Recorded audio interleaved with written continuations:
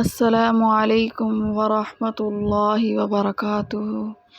آج کے ہمارے بیان کا موضوع ہے شان حضرت حسین رضی اللہ تعالی عنہ۔ اس سے پہلے آپ ہمارے چینل کو سبسکرائب کریں، بیل آئیکن کو پریس کریں، لائک اور شیئر کریں۔ نحمدہ ونصلی علی رسولہ الکریم، اما بعد فاعوذ باللہ من الشیطان الرجیم، بسم اللہ الرحمن الرحیم۔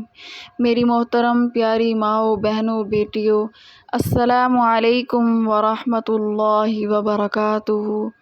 آج میں آپ حضرات کے سامنے حضرت حسین ابن علی رضی اللہ تعالی عنہ، نواسۂ رسول اللہ صلی اللہ علیہ وسلم کے جماعت صحابہ کرام کے ساتھ کیسے اچھے اور خوشگوار تعلقات تھے، اس کی وضاحت کروں گی، اور نواسۂ رسول اللہ صلی اللہ علیہ وسلم کی شان طیبہ پر کچھ وضاحت کروں گی انشاءاللہ۔ یہ بات بہت مشہور ہے، ہمارے ہاں یہ تصور ہے کہ ان کے لیے دو حدیثیں ذہن میں رکھ لی جاتی ہیں کہ اصحاب رسول اور اہل بیت علیحدہ علیحدہ یہ کیا چیزیں ہیں۔ صحابی کی تعریف بڑی اہم اور عام ہے، ہر وہ ہستی اور شخصیت جس نے ایمان کے ساتھ اللہ کے نبی صلی اللہ علیہ وسلم کی محفل پائی اور اس کی ایمان پر موت آئی، اس کو صحابی رسول کہتے ہیں۔ قرآن مجید کی آیات کی روح سے اہل بیت کا لفظ ازواج النبی صلی اللہ علیہ وسلم یعنی رحمت کائنات صلی اللہ علیہ وسلم کی بیویوں پر استعمال ہوتا ہے۔ اہل کا معنی والا ہے اور بیت کا معنی گھر۔ اہل بیت گھر والے۔ ظاہر ہے جو آدمی جس گھر میں رہتا ہے وہ گھر والا ہوتا ہے، اور جو عورت اس کے عقد میں آتی ہے وہ گھر والی ہوتی ہے، اور یہ مرد اور عورت جب اس گھر میں آئیں تو یہ گھر والے کہلاتے ہیں۔ جو بچے اس گھر میں ان کے ہاں ہوں گے وہ بھی اس گھر کے فرد ہوں گے۔ جب ان کا علیحدہ مکان ہو جائے گا، علیحدہ چلے جائیں گے، آپ کے ہاں یہ لفظ استعمال ہوتا ہے، اب یہ گھر ان کا نہیں ہے، ان کا گھر فلاں جگہ پر ہے، وہ فلاں جگہ پر رہتے ہیں۔ قرآن مجید میں رسول اللہ صلی اللہ علیہ وسلم کی ازواج مطہرات کی جو عظمتیں، ان کے مناقب، ان کے محاسن و کمالات اور اس کے متعلق حقوق و فرائض کو بیان کیا، اس میں بار بار اہل بیت کا لفظ استعمال کیا، اور پھر جب یہ آیت کریمہ اتری انما یرید اللہ لیذہب عنکم الرجس اہل البیت ویطہرکم تطہیرا، کہ آپ کے اہل بیت کو ہم مقدس و پاک قرار دے دیں، اللہ کے نبی صلی اللہ علیہ وسلم جانتے تھے، اور قرآن مجید کا مفہوم و مطلب بتاتا ہے کہ اس سے مراد رسول اللہ صلی اللہ علیہ وسلم کی بیویاں تھیں۔ جس وقت یہ آیت کریمہ اتری اسی وقت رسول اللہ صلی اللہ علیہ وسلم کی صرف ایک بیٹی سیدہ حضرت فاطمہ الزہرا رضی اللہ تعالی عنہا حیات تھی، اور حضرت فاطمہ رضی اللہ تعالی عنہا کی اولاد میں حضرت حسن رضی اللہ تعالی عنہ اور حضرت حسین رضی اللہ تعالی عنہ دونوں صاحبزادے موجود تھے، اور نبی کریم صلی اللہ علیہ وسلم کے دامادوں میں اس وقت شرف دامادیت میں موجود صرف حضرت علی رضی اللہ تعالی عنہ تھے، اس لیے کہ حضرت رقیہ رضی اللہ تعالی عنہا اور حضرت ام کلثوم رضی اللہ تعالی عنہا دونوں فوت ہو چکی تھی۔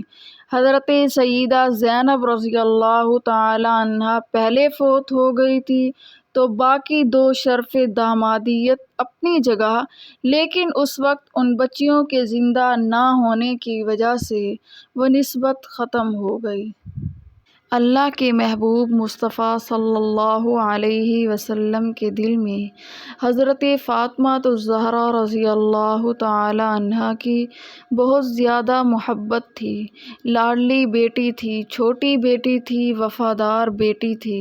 پھر کتابوں میں آتا ہے کہ سیدہ خدیجہ الکبریٰ کی ہم شکل تھی، جس کی وجہ سے رسول اللہ صلی اللہ علیہ وسلم کو بہرحال حضرت خدیجہ رضی اللہ تعالی عنہا کی وفائیں یاد آتی تھی۔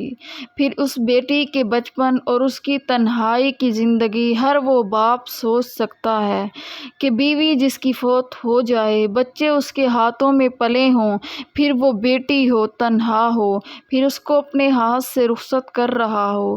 یہ سارے منظر ہر آدمی اپنے ذہن میں رکھے اور سیدہ فاطمہ الزہرا رضی اللہ تعالی عنہ کی حیت کا اندازہ، کیفیت کا اندازہ لگائے، پتہ چلے گا کہ اس وقت سیدہ فاطمہ الزہرا رضی اللہ تعالی عنہا کی اللہ کے نبی صلی اللہ علیہ وسلم کے دل میں کتنی محبت تھی۔ جب یہ آیت کریمہ اتری تو محبوب مصطفیٰ صلی اللہ علیہ وسلم اپنے گھر میں بیٹھے ہوئے تھے، در اقدس میں تھے۔ آپ صلی اللہ علیہ وسلم نے حکم فرمایا علی کو بلایا جائے۔ ساتھ ہی دروازہ تھا، درمیان میں کھڑکی تھی، اور ادھر سیدہ عائشہ صدیقہ رضی اللہ تعالی عنہا کا گھر ہے، ادھر اماں فاطمہ الزہرا رضی اللہ تعالی عنہا کا گھر ہے۔ علی کو بلایا اور فرمایا کہ میری فاطمہ کو بھی بلاؤ۔ حضرت فاطمہ الزہرا رضی اللہ تعالی عنہا کو بلایا، فرمایا حسن اور حسین دونوں کو بلاؤ۔ دونوں شہزادوں کو اکٹھا کر لیا۔ محبوب مصطفیٰ صلی اللہ علیہ وسلم نے ان چاروں کو یوں اکٹھا بٹھا دیا۔ سیدنا علی رضی اللہ تعالی عنہ بیٹھتے ہیں، حضرت فاطمہ الزہرا رضی اللہ تعالی عنہا بیٹھتی ہیں، حضرت حسن رضی اللہ تعالی عنہ بیٹھتے ہیں، حضرت حسین رضی اللہ تعالی عنہ بیٹھتے ہیں، پر محبوب صلی اللہ علیہ وسلم ان کے ساتھ بیٹھے ہیں، اور ادھر سے قرآن کریم کی آیت کریمہ اتر چکی تھی کہ اے پیغمبر مصطفیٰ صلی اللہ علیہ وسلم، ہم نے آپ کے اہل بیت کو پاک کیا ہے اور ہم ان کو تطہیر کی عظمت نصیب کر رہے ہیں۔ تو محبوب مصطفیٰ صلی اللہ علیہ وسلم نے اپنی چادر مبارک جو آپ کے جسم اطہر پر تھی اس کو یوں کھولا اور کھول کر یوں سب کے اوپر ڈال دیا اور کہا اے اللہ، میری بیویاں وہ مقدس اہل بیت ہیں، تو نے قرآن میں ان کی عظمت بیان کی، قرآن کی زبان سے ان کو اہل بیت کہا ہے، قرآن کے مفہوم نے ان کو اہل بیت بتایا ہے، جن کو تو نے اپنے عرش پہ اہل بیت کہہ چکا ہے۔ یہ درست ہے کہ میری بیٹی تھی، اب حضرت علی رضی اللہ تعالی عنہ کے گھر چلی گئی۔ حضرت حسن رضی اللہ تعالی عنہ علی کا بیٹا ہے، حضرت حسین رضی اللہ تعالی عنہ حضرت علی کا بیٹا ہے، لیکن مجھے یہ سب سے زیادہ لاڈلی ہے۔ یہ بچے بہت پیارے ہیں، اسی لیے حضرت علی رضی اللہ تعالی عنہ داماد بھی بہت پیارا ہے۔ اللہ میں ان کو جدا نہیں کرنا چاہتا، جو اہل بیت ہونے کے ناطے سے تو نے تطہیر کی چادر بھیجنی ہے، رحمت عطا کرنی ہے، اپنے فضل و کرم کے فیصلے کرنے ہیں، اہل البیت ویطہرکم تطہیرا کے انعامات دینے ہیں۔ جہاں میری عائشہ صدیقہ کو انعام ملے، جہاں حضرت حفصہ رضی اللہ تعالی عنہا کو انعام ملے، جہاں سیدہ ام حبیبہ رضی اللہ تعالی عنہا کو انعام ملے، حضرت میمونہ رضی اللہ تعالی عنہا کو انعام ملے، اس انعام میں ان کو محروم نہ کر۔ میں ان چاروں کو اپنے ساتھ شامل کر کے اپنے اوپر کی چادر ان پر ڈالتا ہوں، جو عظمت مجھے دی ہے، میرے صدقے سے ان کو عطا کر۔ میری بیویوں کو تو نے منتخب کیا، اہل بیت کے لیے کیا ہے، ان چار کو میں اپنے ساتھ منتخب کرتا ہوں۔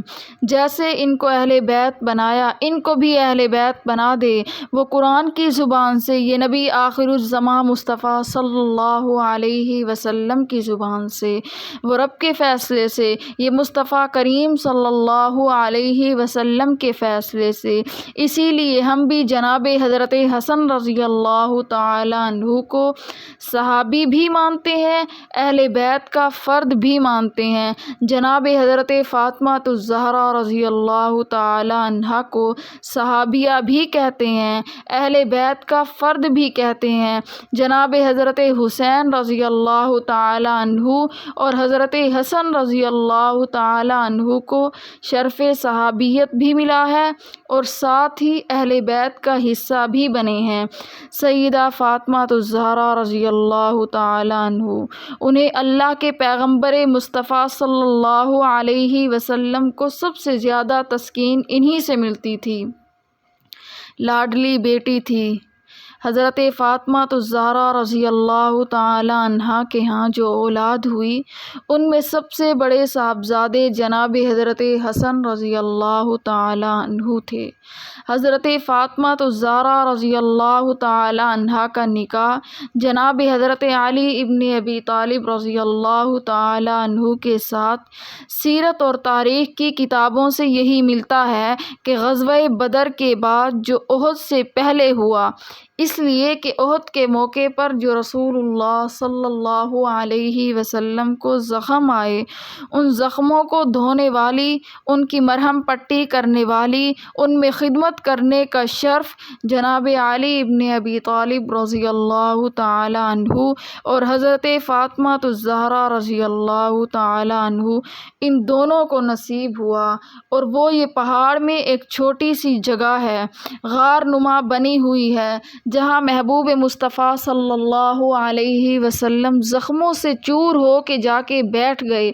حضرت فاطمہ الزہرا رضی اللہ تعالی عنہا نے اپنے دوپٹے کا کچھ حصہ جلا کر اس کی راکھ بنا کر اللہ کے نبی صلی اللہ علیہ وسلم کے زخموں پر رکھ کر وہاں مرہم پٹی کی تھی۔ وہ بڑی محبوب ترین جگہ ہے۔ تاریخ کی کتابوں میں لکھا ہے کہ احد والے سال جناب حضرت حسن رضی اللہ تعالی عنہ پیدا ہوئے۔ اس سے ایک سال بعد یوں سمجھ لیجئے کہ ہجرت کے چوتھے سال کی ابتدا تھی، جناب حضرت حسین رضی اللہ تعالی عنہ حضرت فاطمہ الزہرا کے گھر اللہ تبارک و تعالی نے صاحبزادہ عطا کیا۔ دونوں بچوں کا نام آمنہ کے در یتیم نے خود رکھا، ان کا نام حضرت حسن رضی اللہ تعالی عنہ رکھا، ان کا نام حضرت حسین رضی اللہ تعالی عنہ رکھا۔ اسی لیے علماء کہتے ہیں حضرت حسن اور حسین دونوں کا لفظ یہ حسن سے نکلا ہے، حسن میں بھی حسن سے، حسین بھی حسن سے ہے۔ علماء نے لکھا ہے کہ یہ دونوں شہزادے اللہ کے نبی صلی اللہ علیہ وسلم کے سب سے زیادہ ہم شکل تھے، سب سے زیادہ مشابہ تھے، سب سے زیادہ مماثل و مشابہ تھے۔ صحابہ کرام رضوان اللہ علیہم اجمعین کہتے ہیں رسول اللہ صلی اللہ علیہ وسلم کے بعد جب ہمیں ان کی یاد ستاتی، ہمیں ان کی محبت بےتاب کرتی تو ہم حضرت حسن کو دیکھتے، کیونکہ حضرت حسن کے چہرے کی شباہت رسول اللہ صلی اللہ علیہ وسلم سے ملتی تھی۔ جب یہ دونوں بچے سامنے آتے تو رسول اللہ صلی اللہ علیہ وسلم کا نقشہ آپ حضرات کے سامنے آ جاتا تھا۔ یہ دونوں بچوں کو اعزاز نصیب ہوا کہ دونوں کی ولادت پر آذان بھی پیغمبر مصطفیٰ صلی اللہ علیہ وسلم نے خود کہی ہے، ورنہ حدیث کی کتابوں میں پتہ چلتا ہے کہ رسول اللہ صلی اللہ علیہ وسلم نے پوری زندگی میں کبھی آذان نہیں کہی۔ یہ جو آذان ہم مسجد میں دیتے ہیں، اللہ کے نبی صلی اللہ علیہ وسلم نے ساری زندگی میں کبھی مسجد میں آذان کے جملے نہیں کہے۔ حکم دیا ہے آذان کا بلال رضی اللہ تعالی عنہ کو، کہا ہے یہ کلمہ کہو، ابو محذورہ کو کہا ہے کہ یہ کلمے کہو، ابن ام مکتوم کو کہا ہے کہ یہ کلمے کہا کرو، لیکن اللہ کے نبی صلی اللہ علیہ وسلم نے خود آذان نہیں کہی۔ اس میں حکمت کیا ہے؟ اس لیے کہ نماز ایک عمل ہے، حی علی الصلاۃ حی علی الفلاح۔ آذان میں آؤ نماز کی طرف، آؤ کامیابی کی طرف۔ خدا نخواستہ اگر کوئی شخص نماز کی طرف نہ نہ آئے اور پیغمبر مصطفیٰ صلی اللہ علیہ وسلم کہیں اور وہ نہ جائے تو وہ کافر ہو جائے گا۔ امت کو کفر سے بچانے کے لیے پیغمبر مصطفیٰ صلی اللہ علیہ وسلم نے حضرت بلال رضی اللہ تعالیٰ عنہ کو کہا، تو کہہ، تیرے کہنے سے کوئی شخص اگر مسجد میں نہ آیا تو کافر تو نہیں ہوگا، لیکن اگر میری زبان سے جملے سن کے نہ آیا تو وہ خارج اسلام ہو جائے گا، کافر ہو جائے گا۔ لیکن ان بچوں کی ولادت پر اللہ کے نبی صلی اللہ علیہ وسلم نے ان کے کان میں آذان کے کلمے کہے، حضرت حسن رضی اللہ تعالیٰ عنہ کے لیے بھی، حضرت حسین رضی اللہ تعالیٰ عنہ کے لیے بھی، دونوں کو گھٹی خود دی، اپنا لعب مبارک ان کے منہ میں دیا، پھر کھجور چبا کر ان کے منہ میں دی۔ پھر اسی طریقے سے حدیث میں آتا ہے کہ رسول اللہ صلی اللہ علیہ وسلم نے ان دونوں بچوں کے عقیقے کا انتظام کیا، 7ویں دن عقیقہ کیا، ان دونوں بچوں کے نام تجویز کیے، پھر ان دونوں بچوں سے بے انتہا پیار ہوتا تھا۔ بعض دفعہ محبوب مصطفیٰ صلی اللہ علیہ وسلم مسجد میں آتے، ایک کندھے پر حضرت حسن کو اٹھائے ہوئے اور دوسرے پہ حضرت حسین رضی اللہ تعالیٰ عنہ کو اٹھائے ہوئے۔ حضرت فاروق اعظم کا واقعہ بڑا مشہور ہے۔ حضرت عمر رضی اللہ تعالیٰ عنہ سفر سے آ رہے تھے، اللہ کے نبی صلی اللہ علیہ وسلم حضرت حسین ابن علی کو کندھے پہ اٹھا کے لا رہے ہیں۔ حضرت فاروق اعظم رضی اللہ تعالیٰ عنہ دیکھتے ہیں، ایک بڑے عجیب انداز میں خوشی کے عالم میں کہتے ہیں اور جملہ کہتے ہیں کہ سواری کتنی خوبصورت ہے، حسین رضی اللہ تعالیٰ عنہ تو کتنا خوش نصیب ہے، نصیب ہے تو نبوت کے کندھوں پہ سوار ہو رہے ہیں۔ گویا اللہ کے نبی صلی اللہ علیہ وسلم اس حیثیت سے تیرے سامنے آئے ہیں کہ تو نبی صلی اللہ علیہ وسلم کے کندھوں پہ شاہ سوار بنا ہے۔ جب رحمت کائنات صلی اللہ علیہ وسلم نے یہ جملے سنے کہ حضرت عمر رضی اللہ تعالیٰ عنہ اس کو تو دیکھتے ہو، سواری کتنی خوبصورت ہے یہ نہیں دیکھتے، اس پہ بیٹھنے والا سوار کتنا حسین ہے، میں بھی حسین ہوں، میرا شہزادہ بھی حسین ہے۔ بچپن نبوت کی گود میں گزرا، اور یہ بات یاد رکھیے، جناب حضرت حسن رضی اللہ تعالیٰ عنہ کی عمر 7 سال تھی اور جناب حضرت حسین رضی اللہ تعالیٰ عنہ کی عمر 6 سال تھی جب رسول اللہ صلی اللہ علیہ وسلم کا دنیا سے انتقال ہوا۔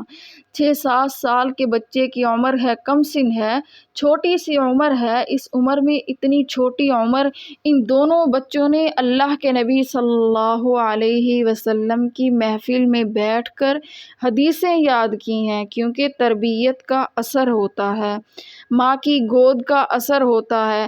اماں حضرت فاطمہ الزہرا ہو، ابا علی المرتضیٰ ہو، نانا محمد الرسول اللہ صلی اللہ علیہ وسلم ہو، اب ظاہر ہے وہاں جب بچہ تربیت پائے گا وہ کتنے کمالات کا مالک ہوگا۔ اسی لیے حضرت حسن رضی اللہ تعالیٰ عنہ اور حضرت حسین رضی اللہ تعالیٰ عنہ دونوں شہزادوں کی وہ روایتیں ہیں، دونوں فرمایا کرتے تھے، ہمیں نانا محمد الرسول اللہ صلی اللہ علیہ وسلم نے وضو کرنے کا طریقہ سکھایا ہے، ہم نے نانا مصطفیٰ کریم صلی اللہ علیہ وسلم سے کلمہ طیبہ سیکھا، ہم نے نانا کریم سے شہادت کے کلمات یاد کیے، ہم نے نانا محمد الرسول اللہ صلی اللہ علیہ وسلم سے یہ دعا اعوذ بکلمات اللہ التامات کلھا من شر ما خلق، اللہ کے محبوب مصطفیٰ صلی اللہ علیہ وسلم نے ہمیں یہ دعا سکھائی کہ صبح شام اس کو پڑھا کرو۔ ہمیں رحمت کائنات صلی اللہ علیہ وسلم نے وطروں میں پڑھی جانے والی دعائے قنوت خود سکھائی تھی۔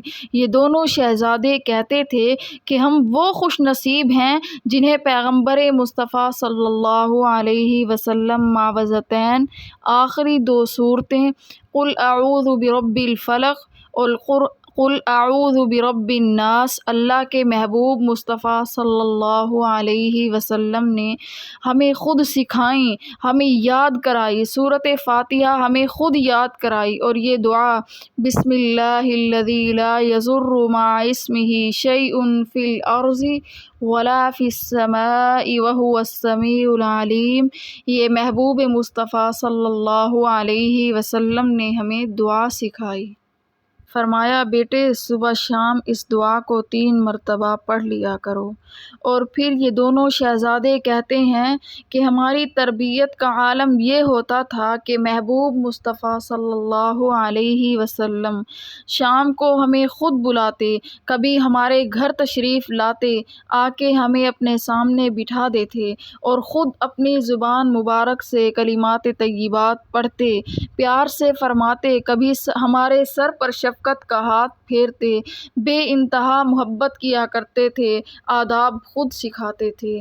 ایک دن صدقے کی کھجوریں پڑی ہوئی تھی، حضرت حسن رضی اللہ تعالی عنہ تشریف لائے، ایک کھجور اٹھائی، منہ میں ڈالی، اللہ کے نبی صلی اللہ علیہ وسلم کی نظر پڑ گئی، آپ نے جلدی سے اٹھ کر کہا بیٹے اس کو ادھر رکھ دو، بچہ تھا، کھجور اندر چلی گئی، اللہ کے نبی صلی اللہ علیہ وسلم نے منہ میں انگلی ڈال کر حلق میں پھیری، جس کی وجہ سے کہہ آئی، کھجور باہر نکل آئی۔ حضور علیہ السلام نے فرمایا حسن بیٹے یہ تجھے معلوم تو نہیں ہے، لیکن میں محمد الرسول اللہ صلی اللہ علیہ وسلم بتانا چاہتا ہوں، یہ صدقے کا مال ہے، محمد مصطفیٰ صلی اللہ علیہ وسلم پر اور آل محمد پر اللہ نے صدقے کو حرام قرار دیا ہے۔ ہم نہ زکوٰۃ کے مستحق ہیں نہ صدقات واجبہ کے مستحق ہیں، اسی لیے آج کے بعد اس قسم کی چیزیں نہ کھایا کرو۔ یہ دونوں شہزادے وہ تھے جن کی تربیت رسول اللہ صلی اللہ علیہ وسلم نے خود کی تھی۔ محبت کا عالم یہ تھا کہ سیدہ حضرت فاطمہ الزہرا رضی اللہ تعالی عنہا خود فرمایا کرتی تھی، محبوب مصطفیٰ صلی اللہ علیہ وسلم سفر سے واپس آتے تو سب سے پہلے حضرت فاطمہ الزہرا رضی اللہ تعالی عنہا کے گھر پر آتے اور فرمایا کرتے تھے مجھے حسنین کی محبت بےتاب کیا کرتی ہے، اسی لیے پہلے یہاں آتا ہوں، پھر اپنے گھر والوں کے پاس جاتا ہوں، پھر مسجد میں جاتا ہوں۔ حضرت حسن رضی اللہ تعالی عنہ اور حضرت حسین سے اسی لیے مجھے بہت محبت ہے۔ رسول اللہ صلی اللہ علیہ وسلم فرمایا کرتے تھے بچے ضرور ہیں، کم سن ضرور ہیں، لیکن دونوں یہ میرے لیے جنت کے پھول ہیں۔ حضرت ابو ہریرہ رضی اللہ تعالی عنہ صحابی رسول کہتے ہیں ایک مرتبہ محبوب خدا صلی اللہ علیہ وسلم کو دیکھا، رحمت کائنات صلی اللہ علیہ وسلم نے چادر اوپر اوڑھی ہوئی ہے، اندر ایسے لگتا ہے جیسے کوئی چیز محبوب مصطفیٰ صلی اللہ علیہ وسلم نے دونوں ہاتھوں میں اٹھائی ہو۔ محبوب مصطفیٰ صلی اللہ علیہ وسلم کیا ہے؟ ہم نے دیکھا اس چادر کے ایک طرف حضرت حسن رضی اللہ تعالی عنہ بیٹھے تھے، دوسرے بازو میں حضور علیہ السلام نے حضرت حسین رضی اللہ تعالی عنہ کو اٹھا رکھا تھا، سینے سے لگا رکھا تھا۔ ہم نے کہا محبوب مصطفیٰ صلی اللہ علیہ وسلم یہ کیا ہے؟ فرمایا کہ یہ جنت کے پھول ہیں، اور رسول اللہ صلی اللہ علیہ وسلم ان دونوں بچوں کو قریب کر کے جیسے کوئی چیز سونگھی جاتی ہے ایسے سونگھتے تھے، فرمایا کرتے تھے کہ یہ بچے خاتون جنت کے بیٹے ہیں، میں محمد الرسول اللہ صلی اللہ علیہ وسلم بھی جنت کی مٹی سے ہوں، اللہ نے حضرت فاطمہ الزہرا کو بھی یہ مٹی دی، یہ بھی جنت کے ورثاء مالکہ ہیں، اسی لیے اس نے جو بچے دیے ہیں یہ جنت کے پھول ہیں، ان کے پسینے سے جنت کے پھولوں کی خوشبو آتی ہے۔ دونوں بچوں کو محبوب مصطفیٰ صلی اللہ علیہ وسلم سونگھا کرتے تھے، اور یہ بڑی مشہور حدیث ہے، فرمایا سید الشباب اہل الجنت الحسن والحسین، فرمایا کہ دونوں قیامت کے دن جنت کے نوجوانوں کے سردار ہوں گے۔ ایک بات میں بتاتی ہوں کہ امت میں سب سے بڑی مظلوم ترین ہستی نواسۂ رسول اللہ صلی اللہ علیہ وسلم حضرت حسین ابن علی رضی اللہ تعالی عنہ ہے۔ مسلمانوں، جس کے ساتھ جو ظلم اس وقت ہوا سو ہوا۔ ان کے جانے کے بعد آج 15 صدیاں بیت چکی ہیں۔ تاریخ حسین ابن علی رضی اللہ تعالی عنہ پر ظلم کر رہی ہے، اور وہ ظلم یہ ہے کہ حضرت حسین رضی اللہ تعالی عنہ کو 6 سال تک تو نانا مصطفیٰ کریم صلی اللہ علیہ وسلم کی گود میں بٹھایا جاتا ہے۔ حضور علیہ الصلاۃ والسلام کے پاس تھے، مکہ المکرمہ میں تھے۔ رسول اللہ صلی اللہ علیہ وسلم منبر پر خطبہ دیتے ہوئے اتر جاتے تھے، حضرت حسین کو اٹھا کر سینے سے لگاتے تھے، محبوب مصطفیٰ صلی اللہ علیہ وسلم پیار کرتے تھے، حضور علیہ الصلاۃ والسلام چوما کرتے تھے۔ یہ ساری باتیں کہنے کے بعد حضرت حسین رضی اللہ تعالی عنہ 6-7 سال کے ہوتے ہیں، جناب رسول اللہ صلی اللہ علیہ وسلم کا وصال ہو جاتا ہے۔ اب اس کے بعد سے کربلا تک تقریباً 51 سال گزرتے ہیں۔ 2 سال صدیق اکبر رضی اللہ تعالی عنہ کا دور ہے، 10 سال فاروق اعظم کا دور ہے، 12 سال عثمان غنی کا زمانہ ہے، 6 سال حضرت علی اور حضرت حسن رضی اللہ تعالی عنہ کا دور ہے، 30 سال امیر معاویہ کا زمانہ ہے، یہ 50 سالہ زندگی کا زمانہ۔ اتنا بڑا عرصہ گزر جانے کے بعد پھر کربلا کے ایک دائرے میں جب یزید برسر اقتدار آیا ہے، اس وقت ہم نے کہنا شروع کیا، جناب حسین رضی اللہ تعالی عنہ مدینہ طیبہ سے مکہ المکرمہ میں پہنچے، مکہ المکرمہ سے کربلا معلیٰ میں آئے اور وہاں جام شہادت نوش کیا۔ سوال یہ ہے کہ نبوت کا شہزادہ پروردہ رسول اللہ صلی اللہ علیہ وسلم حضرت حسین ابن علی رضی اللہ تعالی عنہ ہے، حضرت فاطمہ الزہرا رضی اللہ تعالی عنہ کا لخت جگر ہے، امت کا اتنا بڑا فرد ہے کہ اس کی یہ 50 سالہ زندگی ہے۔ اہل بیت کا محب کیوں نہیں جان دے سکتا؟ ارے 50 سال کی زندگی پر پردہ کیوں ڈالا جاتا ہے؟ آج ایک عالم 30 سال دین کی محنت کر کے دنیا سے مٹ جاتے ہیں، اس پر ہزاروں صفحات کی کتابیں لکھ دی جاتی ہیں۔ ارے پیغمبر مصطفیٰ صلی اللہ علیہ وسلم کا نواسہ دنیا سے چلا گیا، اس پر کربلا کی کہانیاں بنا دی گئی، آوازیں آنے لگی، جناب وہاں گھوڑے بول رہے ہیں، وہاں پہاڑی سے آواز آ رہی ہے، ارے اس قصبے کے ارد گرد ابن علی رضی اللہ تعالی عنہ کو رکھ دیا گیا۔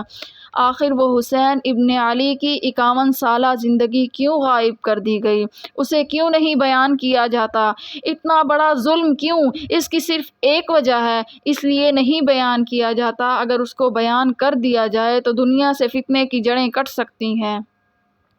اس لیے کہ جب حضرت حسین رضی اللہ تعالی عنہ اس درمیان کی زندگی میں تھے تو حضرت حسین نے صدیق اکبر کے دور میں حضرت ابو بکر کے ساتھ زندگی گزاری ہے، فاروق اعظم کے دور میں حضرت عمر کے ساتھ تعلقات اچھے تھے، حضرت عثمان غنی کے دور میں عثمان ابن عفان کے ساتھ رشتہ داری اور معاملات تھے، امیر معاویہ کے دور میں سیدنا حضرت معاویہ رضی اللہ تعالی عنہ کے ساتھ تعلقات تھے۔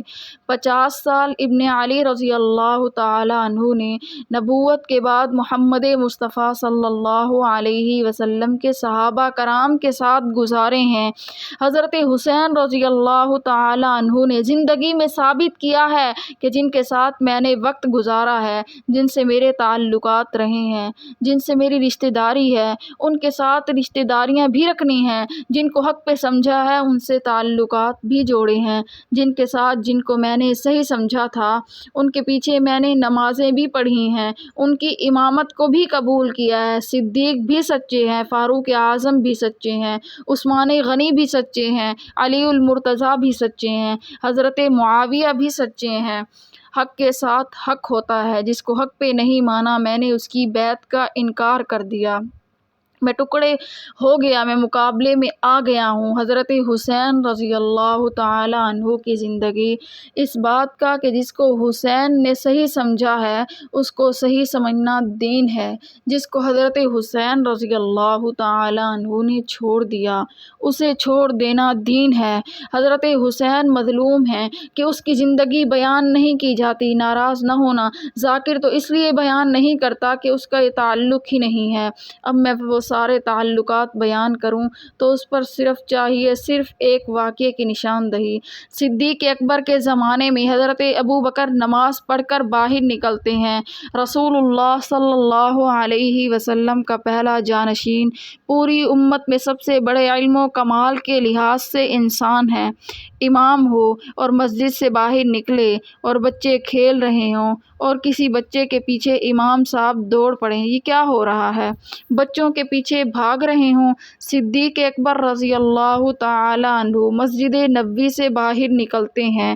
حضرت عمر، حضرت عثمان، حضرت علی، سب صحابہ کرام سارے ساتھ ہیں، سامنے بچے کھیل رہے ہیں تو حضرت ابو بکر رضی اللہ تعالی عنہ جلدی سے دوڑ کر ایک بچے کو اٹھاتے ہیں، سینے سے لگاتے ہیں، اس کی پیشانی پہ بوسہ دیتے ہیں، یوں نگاہ کرتے ہیں تو حیدر کرار ساتھ تھے۔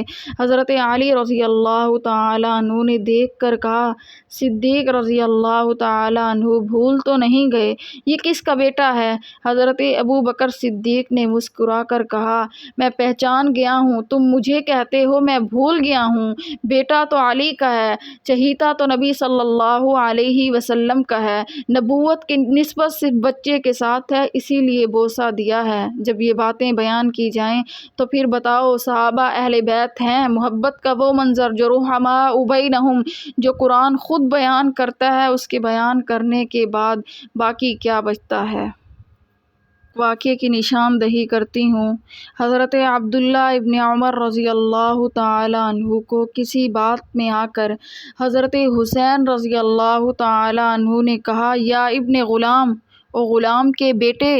آخر یہ امیر المؤمنین حضرت عمر رضی اللہ تعالی عنہ کا بیٹا تھا، حضرت عمر کا بیٹا تھا۔ پھر عمر میں بھی حضرت عبداللہ بڑے تھے۔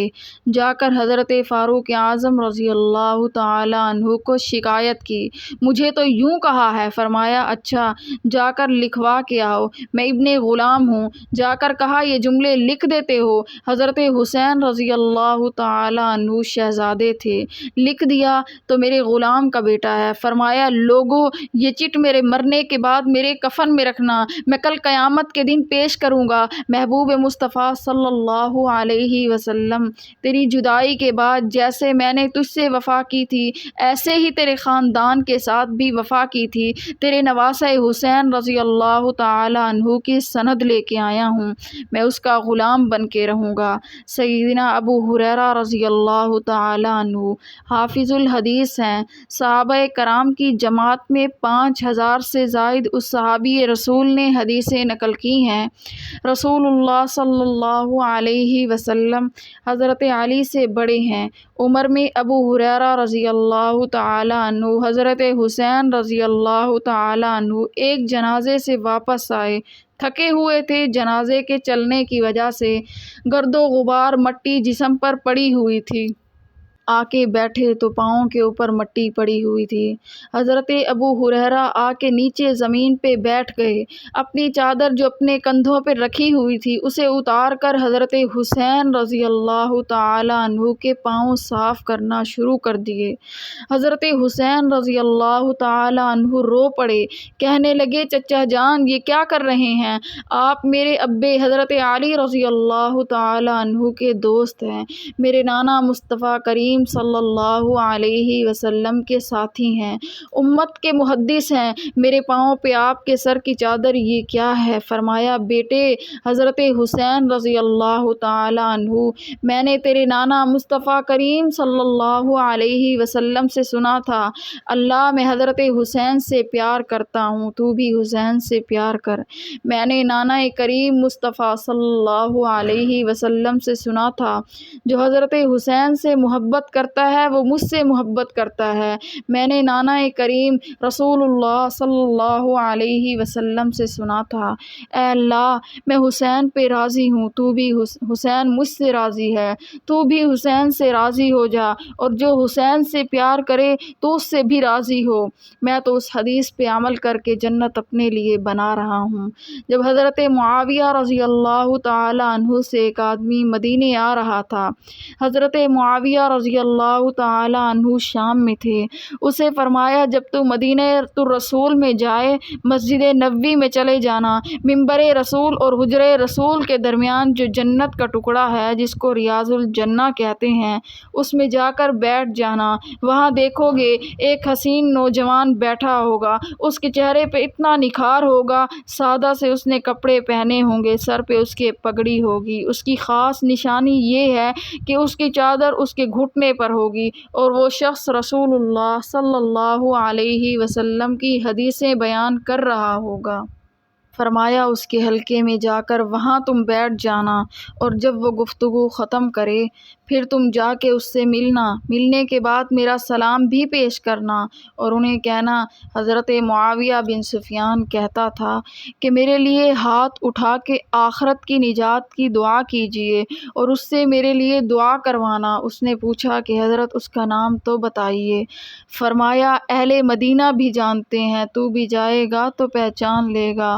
اور رسول اللہ صلی اللہ علیہ وسلم کے مدینے میں بیٹھ کر مسجد نبی میں وہی اکیلا آدمی حدیث رسول اس انداز سے پڑھتا ہے کہ اس کی آواز بھی نبوت کی آواز سے مشابہ ہے، اس کا چہرہ بھی مصطفیٰ کریم صلی اللہ علیہ وسلم کے مشابہ ہے۔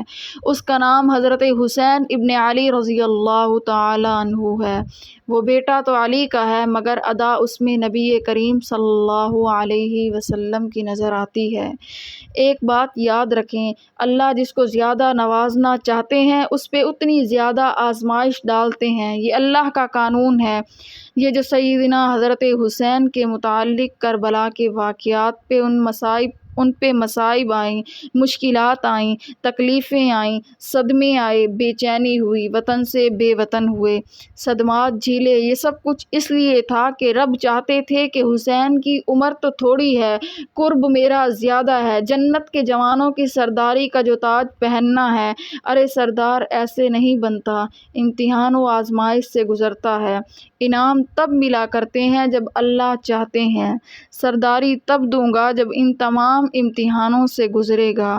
تو رب کے جس مقرب کا جو امتحان ہوتا ہے، اگر حضرت حسین کی زندگی میں دیکھو تو اللہ نے وہی امتحان حضرت حسین سے بھی لے لیا ہے۔ ان امتحان سے گزر کر پھر رب نے سعادت کا تاج عطا کیا، اور حدیث یہ یاد رکھیں جو حضور علیہ السلام نے فرمایا، جنت کے نوجوانوں کے سردار ہوں گے، جنت میں ہر آدمی جوان ہوگا، کوئی آدمی بوڑھا نہیں ہوگا، 33 سال کی عمر کے جوان لگیں گے۔ تو کیا اس کا مطلب ہوا کہ جنت میں صرف سرداری حضرت حسن اور حضرت حسین رضی اللہ تعالی عنہ کی ہوگی؟ نہیں، بلکہ علماء نے لکھا ہے کہ جنت کے لوگوں کے 2 طبقات ہوں گے۔ ایک وہ طبقہ ہوگا جن کی عمر 40 سال سے کم تھی اور وہ دنیا سے چلے گئے، یہ جوانوں میں شامل ہیں۔ قیامت کے دن یہ حضرت حسن اور حضرت حسین رضی اللہ تعالی عنہ کے پرچم میں آئیں گے، اور جن کی عمر 40 سال سے زیادہ ہے وہ بڑھاپے میں شامل ہیں۔ قیامت کے دن رسول اللہ صلی اللہ علیہ وسلم نے فرمایا کہ سیدنا حضرت ابو بکر صدیق اور سیدنا حضرت عمر رضی اللہ تعالی عنہ جنت میں ان کے سردار ہوں گے۔ اس حوالے سے قیامت کے دن حضرت حسین رضی اللہ تعالی عنہ جنت کے نوجوانوں کی سرداری کا تاج پہنیں گے، لیکن حضرت ابو بکر رضی اللہ تعالی عنہ سب کی سرداری کا تاج پہنیں گے کیونکہ ان کی عمر زیادہ تھی۔ کے لیے رسول اللہ صلی اللہ علیہ وسلم نے ارشاد فرمایا، حضرت حسن رضی اللہ تعالیٰ عنہ اور حضرت حسین رضی اللہ تعالیٰ عنہ جنت کے سردار ہیں، لیکن کوئی مت سمجھے کہ اپنے باپ کے بھی سردار ہوں گے۔ ان کا ابا ان سے بہتر ہے، پھر حضرت عمر ان سے بہتر ہے، پھر صدیق اکبر ان سے بہتر ہے۔ اسی لیے جو جس سے بہتر ہے وہ اس کے ماتحت میں نہیں آئے گا۔ حضرت حسین کو جنت کے جوانوں کی سرداری کریں گے۔ جو عمر کے لحاظ سے 40 سال کی عمر سے زیادہ فوت ہوئے ہیں، ان کی سرداری حضرت ابوبکر و عمر کے پاس ہوگی۔ تو جس کو رب نے سرداری دینی ہے، اللہ نے اس کو آزمانا بھی اتنا ہے، امتحان میں بھی اتنا ڈالنا ہے۔ اور اگر آپ حضرت حسین کے امتحانوں پہ نظر ڈالیں تو جو کچھ شہید کا امتحان ہے وہاں امتحان اس کا ہوگا۔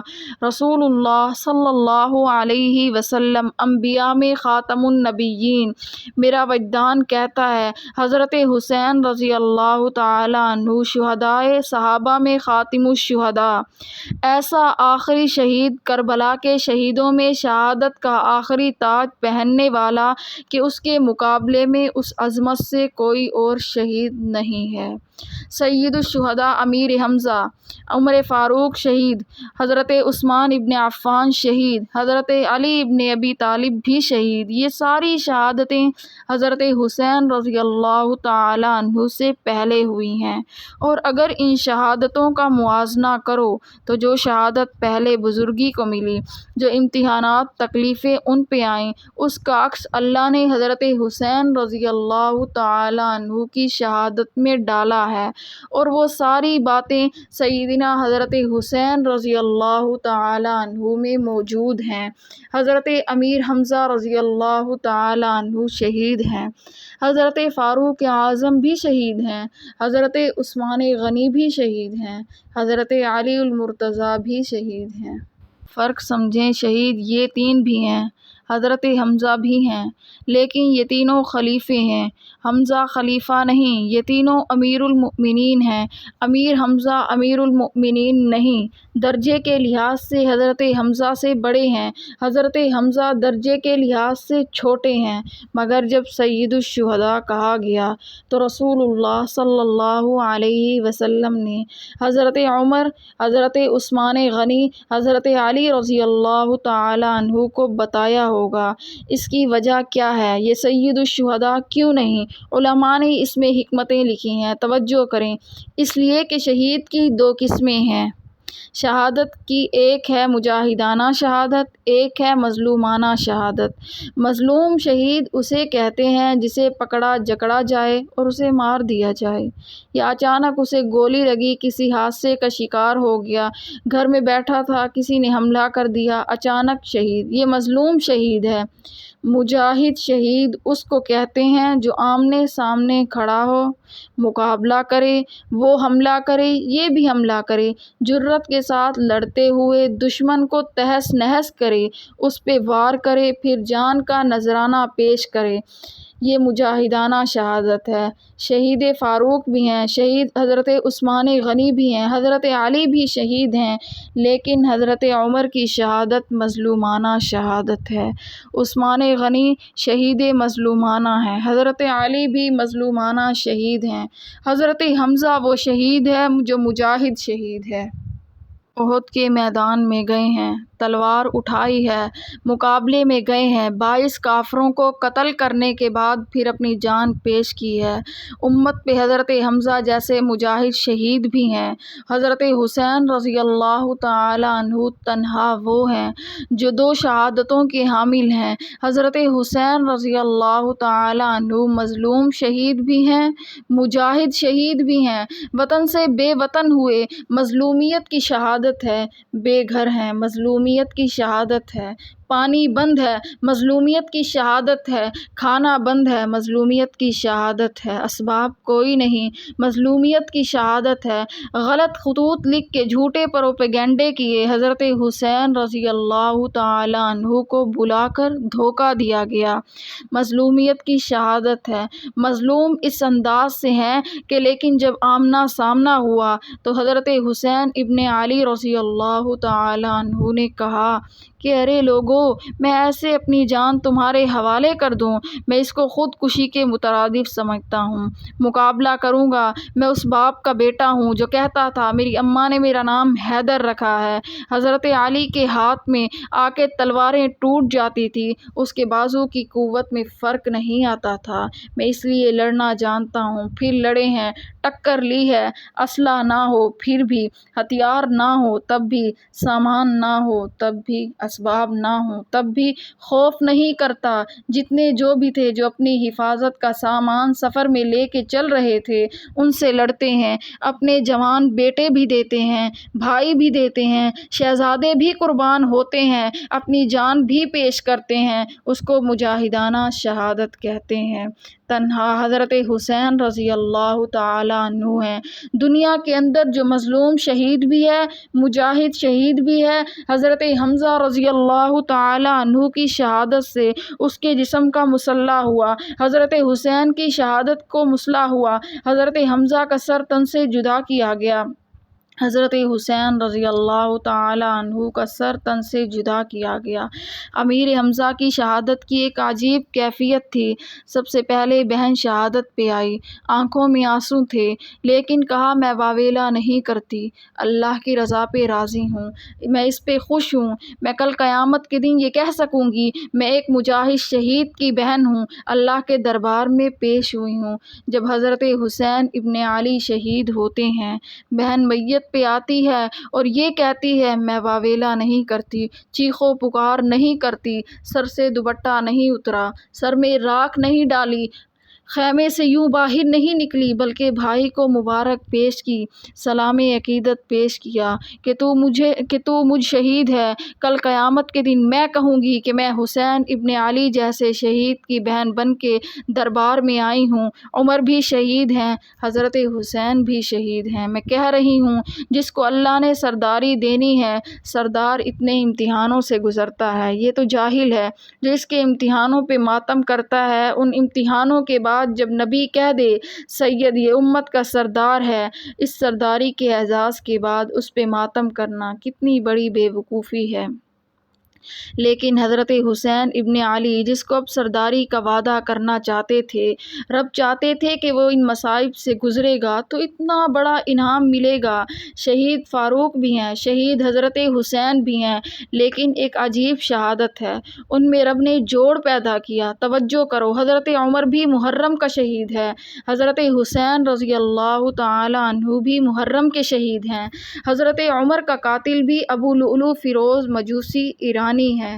حضرت حسین کی شہادت کے اندر بھی حقائق کرداران ایران کے بد کردار لوگوں کا ہے، اگر آپ غور کریں تو حیرت میں ڈوب جائیں گے۔ حضرت عمر بھی نماز کی حالت امامت پہ شہید ہوئے، حضرت حسین بھی نماز کی حالت میں امامت پہ شہید ہوئے۔ حضرت عمر بن خطاب کا قاتل جو ابو لؤلؤ فیروز مجوسی تھا، اسلام سے اس کا تعلق بھی نہیں تھا، اور میں اس پر دلائل رکھ کے کہتی ہوں جو حضرت حسین کا قاتل ہے اس کا بھی اسلام کے ساتھ کوئی تعلق نہیں۔ اور یہ عجیب بات ہے کہ جس نماز کے قیام کی ابتدا فاروق اعظم نے کی تھی، اس کے سجدے کی انتہا حضرت حسین رضی اللہ تعالیٰ عنہ نے کی ہے۔ حضرت عثمان غنی بھی شہید ہیں، حضرت حسین رضی اللہ تعالیٰ عنہ بھی شہید ہیں۔ سمجھو ذرا، مطابقت سمجھو، حضرت عثمان غنی بھی مظلوم شہید، حضرت حسین رضی اللہ تعالیٰ عنہ بھی مظلوم شہید، وہ بھی بے سر و سامان شہید، یہ بھی بے سر و سامان شہید، وہ بھی پیاسے شہید، یہ بھی پیاسے شہید۔ حضرت عثمان غنی بھی جمعہ کے دن شہید، حضرت حسین رضی اللہ تعالیٰ عنہ بھی جمعہ کے دن شہید، وہ بھی نماز جمعہ کے وقت شہید، یہ بھی نماز جمعہ کے وقت شہید، وہ بھی قرآن کی تلاوت کے وقت شہید، یہ بھی قرآن کی تلاوت کے وقت وقت شہید۔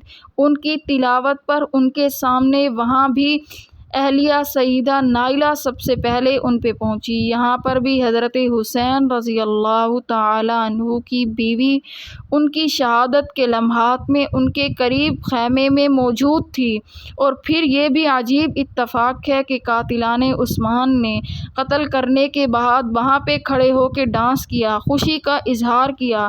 قاتلان حسین نے بھی حضرت حسین کی شہادت کے بعد خوش ہو کر خوشی کے ساتھ چلے کہ شاید ہمیں انعام ملے گا، لیکن تاریخ ان پر گواہ ہے کہ کیسے حضرت عثمان رضی اللہ تعالی عنہ کے قاتلوں کا انجام ہوا۔ ایسے ہی سب سے بھیانک انجام حضرت حسین کے قاتلوں کا ہوا۔ حضرت علی بھی شہید، حضرت حسین بھی شہید۔ حضرت علی رضی اللہ تعالی عنہ مسجد کی امامت پہ آتے شہید۔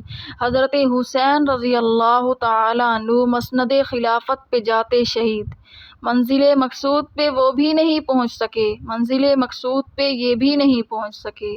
پہلے شہید حضرت علی کے قاتل کا وار بھی سر پر تھا، حضرت حسین رضی اللہ تعالی عنہ کے قاتل کا وار بھی سر پر تھا۔ علی ابن ابی طالب نے بھی اس زخمی حالت میں وصیتیں کی تھی۔ میرے پیر حسین رضی اللہ تعالی عنہ نے بھی شہادت سے چند لمحات پہلے اہل خانہ کو اکٹھے کر کے کہا، اللہ کی رضا پہ راضی ہوں، میں تو دنیا سے جا رہا ہوں، لیکن تم یاد رکھنا میں نے اپنے نانا مصطفیٰ کریم صلی اللہ علیہ وسلم سے سنا تھا، جو ماتھا پیٹتا ہے، واویلا کرتا ہے، سینہ کو بھی کرتا ہے، گریبان پھاڑتا ہے، وہ مجھ محمد صلی اللہ علیہ وسلم کی امت سے خارج ہو جاتا ہے۔ میرے نانا مصطفیٰ کریم صلی اللہ علیہ وسلم نے کہا تھا، مرثیے گانے والوں پر لعنت کی، نوحہ گانے سننے والوں دونوں پر خدا کی لعنت ہے۔ اسی لیے اللہ کے نبی صلی اللہ علیہ وسلم کی لعنت بھی ہے۔ اسی لیے میں تمہیں تلقین کرتا ہوں، میری جدائی پہ صبر کرنا، میری جدائی پر ماتم نہ کرنا، میری جدائی پہ صبر کرنا، ماتم نہ کرنا۔ سیدنا حضرت حسین رضی اللہ تعالی عنہ راضی برضا ہوئے، تو جس پہ رب راضی اس پہ حسین بھی راضی۔ اللہ نے کہا، حسین میں تجھے تیرے امتحانات کا بدلہ دیتا ہوں، یہ دیکھ تجھے جنت دیتا ہوں۔ حضرت حسین رضی اللہ تعالی عنہ، حسین صابر بصبر رضائے الہی کا متولی، جس نے جرأت و ہمت کے ساتھ مالک کی رضا پہ راضی ہو کر اپنی جان جان آفریں کے حوالے کی، بلکہ کتابوں میں لکھا ہے کہ جس وقت نواسۂ رسول اللہ صلی اللہ علیہ وسلم کے فرزند علی اکبر کا لاشا تڑپ رہا تھا، اس وقت ایک کوفی نے کہا تھا، حسین اوروں کے بچوں کو تو نے گھاس سے اٹھایا، اپنا اٹھائے گا تو تجھے پتہ چلے گا۔ آسمان کی طرف نگاہ اٹھی، شہزادے کو ہاتھوں پہ اٹھایا، آنسوؤں کی برسات شروع ہو گئی، بے ساختہ زبان سے جملے نکلے، جگر گوشے کی لاشے پر حضرت حسین رضی اللہ تعالی عنہ کو زندہ کہتے ہیں، اور جو زندہ ہو اس پہ ماتم نہیں کرتے۔ حضرت حسین رضی اللہ تعالی عنہ زندہ ہے، زندوں کا ماتم نہیں کرتے، پھر کہتے ہیں جی صدمے پہنچے۔ یہ بات پہلے بھی کہہ چکی ہوں کہ رب صدمے دیتا ہی اس لیے ہے کہ اس نے درجے میں بھی بڑے دینے ہیں۔ اتنا بڑا اعزاز دینا ہے کہ ایک آدمی نے بڑا عجیب جملہ کہا، جی قرآن ہاتھ سے نیچے گر جائے، کہتے ہو ہائے قرآن نیچے گر گیا، نبی کریم صلی اللہ علیہ وسلم کا نواسہ نیچے گرا، تم نے ہائے نہیں کی، ہائے حسین گر گیا۔ جو شہید کربلا ہو اسے ہائے نہیں کہتے، اسے کہتے ہیں واہ حسین، واہ حسین۔